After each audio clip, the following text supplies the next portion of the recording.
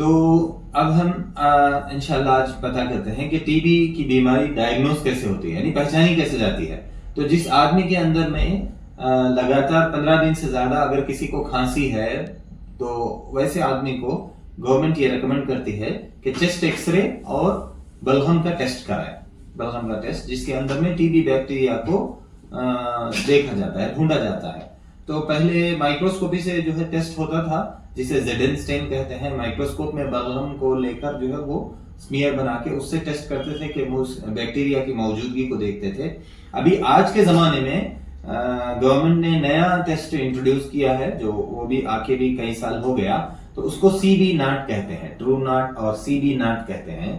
तो वो टेस्ट बहुत सोफिस्टिकेटेड टेस्ट है। वो डीएनए को डिटेक्ट करता है, बैक्टीरिया के डीएनए को डिटेक्ट करता है। तो इसके लिए क्या कहते हैं कि टीबी के डायग्नोसिस के लिए जो सुबह सुबह का अर्ली मॉर्निंग सैंपल होता है बलगम का, वो निकालना पड़ेगा, ट्यूब के अंदर में निकालना। और क्योंकि अर्ली मॉर्निंग का जो सैंपल होता है उसमें चांसेस ज्यादा होते हैं टीबी के बैक्टीरिया के पहचानने के चांसेस ज्यादा होते हैं। तो वो निकाल के जब हम देंगे तो सीबी नाट मशीन में डालेंगे तो उससे डिटेक्ट होगा कि इसमें टीबी बैक्टीरिया मौजूद है या नहीं।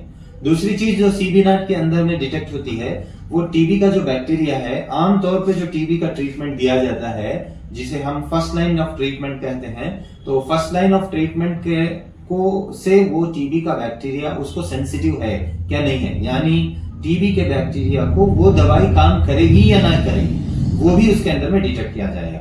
या यूं कहिए कि उसके अंदर में जो फर्स्ट लाइन के जो ड्रग्स है टीबी के, उसके लिए रेजिस्टेंस तो नहीं है कहीं, यानी वो किसी दवाई से अगर रेजिस्टेंस हो जाए तो वो दवाई उसको काम नहीं करेगी। वो बैक्टीरिया अगर वो अपने अंदर में उस दवाई के खिलाफ रेजिस्टेंस पैदा कर ले, तो हम जो टीबी की दवाई देंगे वो टीबी की दवाई उस पर काम नहीं करेगी।